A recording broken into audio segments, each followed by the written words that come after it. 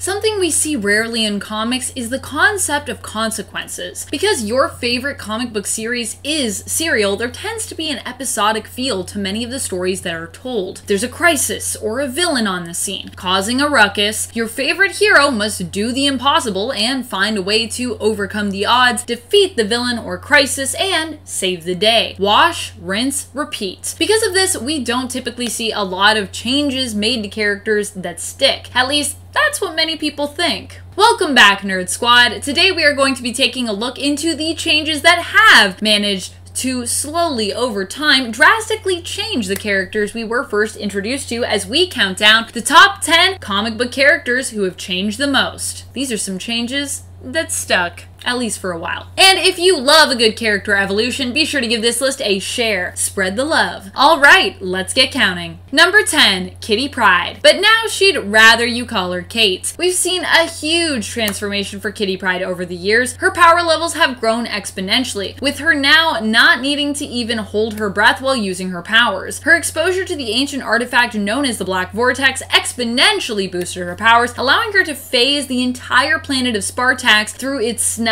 amber casing. She has since changed even more, becoming the fearsome Captain Kate in the new Dawn of X run. Kate becomes the captain of the ship known as the Marauder, and recruits her own crew of mutant friends. A new team she calls the Marauders. That's right, she's taking that name back for the heroes this time around. No more bad guy Marauders. Her new look and role as the Red Queen has definitely been a massive change for Kate, but one that I think many of us have loved. Number 9, Gwen Stacy. Gwen Stacy was one of Peter Parker's first ever girlfriends and definitely remains his first love. Even with his long-standing relationship with Mary Jane, he'll never forget Gwen. But Gwen died a long time ago in comic book history, and she hasn't really ever officially come back to stay. So, how can she have changed if she's, kind of permanently dead? Well, what has really changed when it comes to Gwen is her overall character. Now, when you are talking about Gwen Stacy, the first comic book version of her that comes to mind, usually for most people, is Spider-Gwen of Earth 65 these days. This version of Gwen is a little bit more edgy and rebellious. Instead of Peter Parker becoming Spider-Man on Earth 65, it was Gwen who took up the mantle as Spider-Woman. She's a very different and honestly more interesting and successful version of the Earth 616 Gwen. And it's crazy to think that comic book fans usually think of Spider-Gwen before thinking of the original whenever her name is brought up. Just because Spider-Gwen's a little cooler, let's be honest. Number 8, Captain Marvel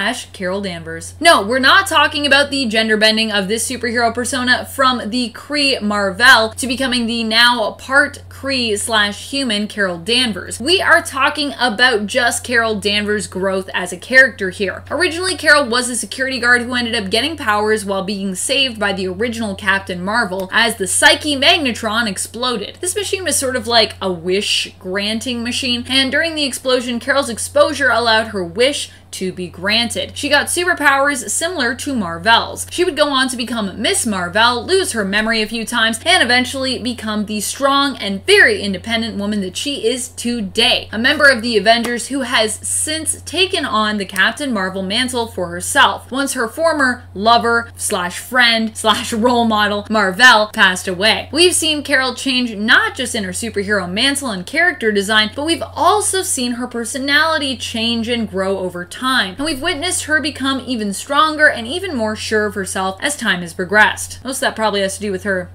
not losing her memory as often anymore. Number 7, Poison Ivy. Ivy has always had a sort of pin-up look to her. She's gone from being an eco-terrorist and supervillain to a borderline hero, or at the very least, a neutral kind of figure. She's worked with the Birds of Prey and was even granted access to the superhero mental facility known as Sanctuary. Her design originally involved a leafy bodice before becoming more full coverage, with her wearing a black full bodysuit covered in foliage, likely to grant her more control over her poisonous touch. However, since her death and resurrection, her look has been radically changed once more, with her now having a sort of a green sinewy look, making her appear as though she is literally made out of plant life, which kind of would make sense considering this version of Poison Ivy was born from a rose, a piece of herself that she'd given to Harley. Number 6, She-Hulk. Speaking of people that are green, Jennifer Walters had to wrestle with a lot since she was first introduced. She has had to deal with her permanent connection to Bruce Banner and has had to work to earn a sense of separation from his character as the Hulk. She went from being a sexy, playful pinup hero to a full-on rage-filled, muscle-bound machine in terms of her appearance, and inside, Jen has had to deal with acknowledging her addiction to her Hulk form, as well as working to heal from that addiction. Everything she has been through has changed not just her on the inside, but these changes have also creeped into her character design as well. Most of the changes to She-Hulk's behavior and appearance came from her powers getting a big boost, and the change has been so great that even Jen herself was forced to acknowledge it, as the two versions of herself ended up facing off in a mental courtroom. She had to reconcile with that stuff. She was like, which Hulk do I want to be? And they were like, I'm better, I'm better. They're both pretty good, I think. Number 5, Dazzler. Alison Blair has had so many different looks over the years that have been so drastic, it's hard to keep track, because there are likely some comics, depending on which Dazzler you are most familiar with, where you wouldn't even recognize her. A lot of her changes have come about because when she was created, she was somewhat kind of trapped in a time capsule. She had a very disco era look to her because she originally came out in 1979, just as disco was kind of getting ready to fade into the background. This was also because originally her character was created in partnership with Casablanca and its founder Neil Bogart. However, eventually Casablanca pulled away from the project, leaving Dazzler as Marvel's sole property. As times and trends have changed, so did Dazzler's look. She got a redesigned costume from Professor X during her time with the X-Men that was more superhero looking and a little less disco. She's had almost every hair color under the sun, red, pink, and black, as well as her iconic long blonde hair look, but she's also worn her hair short and even shorter many times. Like most female musical artists, it seems that Alison also feels the need to reinvent herself often. Number 4, Dr. Octopus. Doc Ock went from a straight-up villain who once plotted to steal Aunt May's recent inheritance by marrying her and becoming Peter's new uncle, kind of a weird plan, to body swapping with Peter and becoming the new Spider-Man. Not how he wanted that plan originally to go. Of course, originally he simply aimed to just steal Peter's body, as his was failing him. But Peter ended up flooding Otto's mind with his memories and convincing him to turn heroic. Otto did end up being convinced and agreed to take on the mantle of Spider-Man, becoming Superior Spider-Man. And he stayed as Superior Spider-Man for quite some time, before eventually feeling that he had kind of ultimately failed and relinquishing the body back to Peter's consciousness. He has since reappeared with his more classic appearance and role, with no memory of his time as Superior Spider-Man, how convenient, but still, for the original Dr. Octopus, his time as Superior Spider-Man remains part of his history, and was definitely a huge change for the character, and one that went on for a while. Number 3, Venom. Eddie Brock has basically done a full 180. When he was first introduced, he was a Spider-Man villain who would stop at nothing to defeat Peter Parker, whom Eddie blamed for all of his misfortune. He ended up joining forces with a symbiotic being that Spider-Man himself had rejected, and their relationship together as Venom was solidified through their joint hatred of the wall-crawling vigilante. However, over the years, Eddie's focus would shift. Where this likely all started from was the tiny bit of consciousness we saw early on as Brock wrestled with his Venom persona when it came to not harming any civilians or innocents on his revenge mission. This goodness in him would grow over time, and now Venom is no longer really a villain, but is more of an anti-hero, and even often an ally to Peter Parker's Spider-Man, albeit usually a begrudging ally. Number 2, Iceman. Remember when Bobby was first introduced and he was basically a snowman? When it comes to Iceman, one of the greatest changes we've seen from him is just how much his power levels have grown. There was a time when Emma Frost, while body swapping with him, was actually better at using his powers than even he was, inspiring Bobby to learn from Emma and work hard to learn in general how to better control and use his powers. His controls improved so much so that many consider him to be alpha or even omega level. The depiction of Bobby's sexual orientation has also changed. Originally, he was presented as being straight until 2015 in the comics, when Bobby realized he was gay, and in later years went on to fully accept this and even come out. While he's dated a lot of women over the years, he's currently in a relationship with Emma's brother, fellow mutant, and current White Bishop, Christian Frost. And I kind of love them together, I'm not gonna lie. Number 1, Harley Quinn. Harleen Quinzel has seen some pretty radical changes to her role in the comics and her character design. She was once the Joker's girlfriend and partner in crime, but after years of suffering and being mistreated by him and years of living in his shadow, Harley finally decided to break things off with the Joker. She went out on her own, even when he tried to track her down during her time with the Suicide Squad and convince her to return to him. The Joker told Harley that she would be nothing without him, and that he'd practically made her. He terrorized her, turned her hyenas, Bud and Lou Rabbit, and sicked them on her, forcing her to kill them.